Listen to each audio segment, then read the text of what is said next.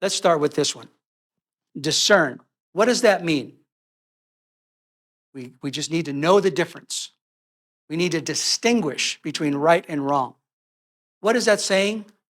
I think it's attributed to Rick Warren, but I believe it's Booker T. Washington that said,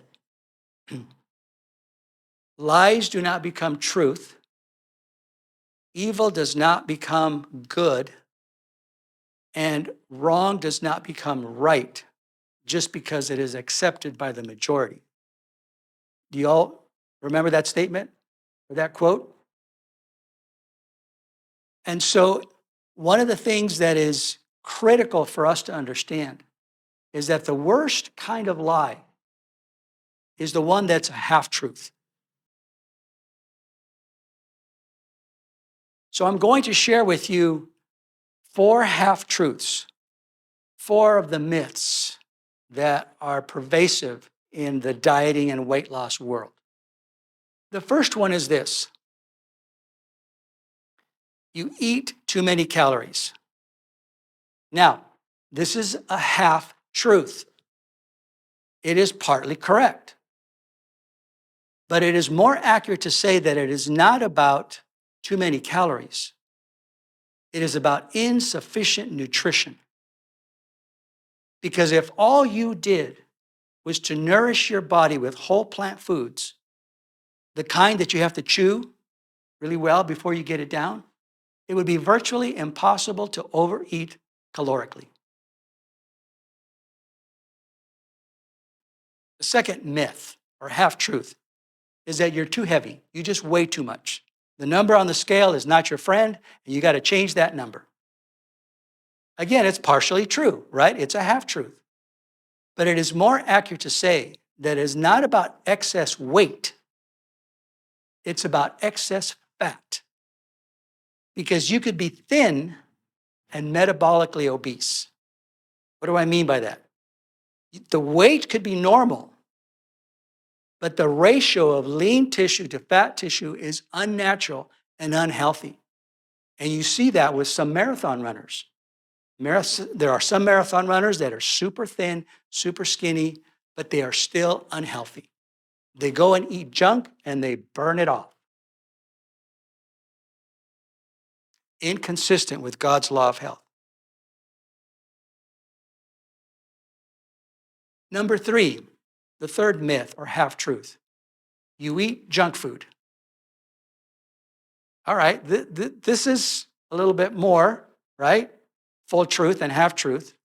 But it's more accurate to say that it's not about the fact that you eat junk food or that we eat junk food, because I need to include myself in this scenario, but it's why we eat it.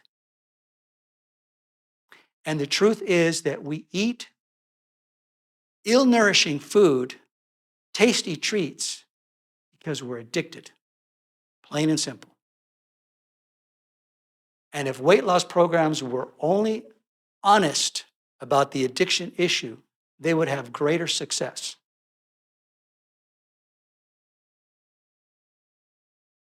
One of the things that I hear quite often when I'm working with clients is this idea that, well, I've been on a diet and I can't eat that. I want that, but I can't eat it because I'm on this diet. Can anybody relate? Okay. So what's at the core of that statement? What is really behind that statement? What's really happening is that the individual doesn't really have control, but they're just doing it because the diet said so. I can't have that, right?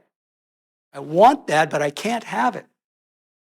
That's revealing to the issue of food addiction, right? I want that, but I can't have it because I'm on this diet. So at the core of this issue of that statement is a victim mentality.